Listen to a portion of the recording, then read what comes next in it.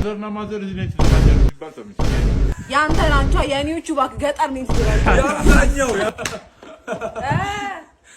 አደባባዩን የትምህርት ሚኒስተር ነው ትምህርት ሚኒስቴር ቀላልኝ በዚህ ማን ይደራደር ቲጂን የመሰለ ክትፎ እኔ የመሰለ ክትፎ ነው ማንንም አጉሳ ያቀም እኔ ላርገው እኔ ላርገው ቀላይ ማን ተነ ተጠያቂ ለምን ታጎርሰኛም እሱ ነው መግረስ ያለው ለኛ አንድ ድሩ ያለ ነገር የተሰራው በእውቀት ነው አላለች ያቀልል እንዴት እኔ ፋዘርና ማዘር እዚህ ነች ተናገር ሲባል ሰምቼ የኔ ያንተ ናቸው የኔዎቹ ባክ ገጠር ነው ትግራይ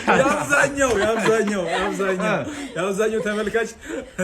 ሆቴል ነገር ነው እና ምንድነው እስኪና ቆይ እስቲ ይኸውልህ እንትን ጋር አሃዱ ሰሌቱ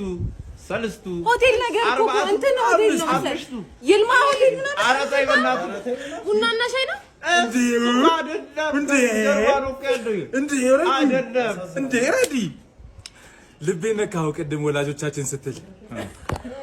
አንጋፋው ዋቢ ሸበሌ ሆቴል በሁለት ብር ቅቅላችንን በልተን ይላሉ አሁን ተዚህ ክትፎ ይሄን የመሰለ ክትፎ ደውሉ ድሮን ደውልም ነበር ዋቢ ሸበሌ አይደወልም ሄዳችሁ ነበር አንቺ ያበደም ዝግጁ ናችሁ እስቲ ቀጣይ ሰው ይምጣል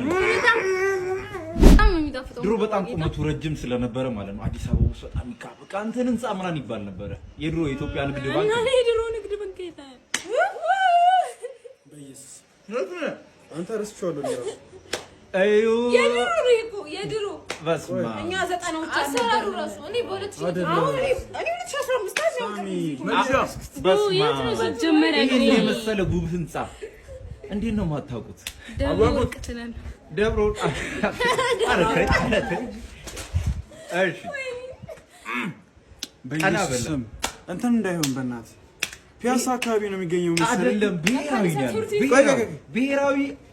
ብሔራዊ ነው ያለው ብሔራዊ ነው ያለው ለማቆላመጥ የማይመቹ ስሞች ውስጥ አንዱ ነው የህንጻው ስም ብሔራዊ ነው ለማቆላመጥ የማይመቹ ብሬ አይደለም ብሬ አይደለም እሺ የሆነ ለማቆላመጥ አይመች ለመብላት ግን ይመቻል የትዚን በድሉ ህንጻ ምናምን በድሉ ህንጻ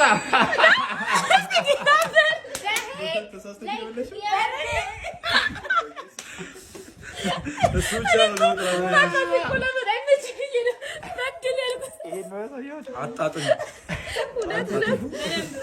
የበድሉን ህንጻ ማታውቁ ኢትዮጵያውያን ከብሳት ነው የመጣችሁት ማለት ነው በጣም ረጅም እኛ እኮ በዚህ ጊዜ ነው የመጣ ነው አሁን ከብሳት ነው የመጣ ነው ያው ነው ትልድ